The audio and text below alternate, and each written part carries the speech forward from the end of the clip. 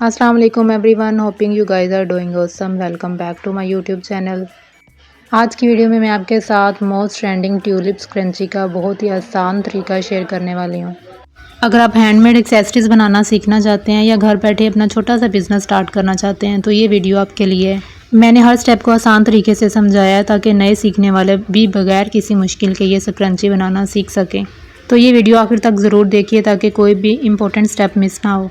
अगर आपको वीडियो अच्छी लगे तो वीडियो को लाइक करें, दोस्तों के साथ ज़रूर शेयर करें और मेरे चैनल को सब्सक्राइब करना ना भूलें और साथ ही बेल आइकन को ज़रूर प्रेस करें ताकि आने वाली तमाम वीडियो सबसे पहले आप तक पहुंच सकें।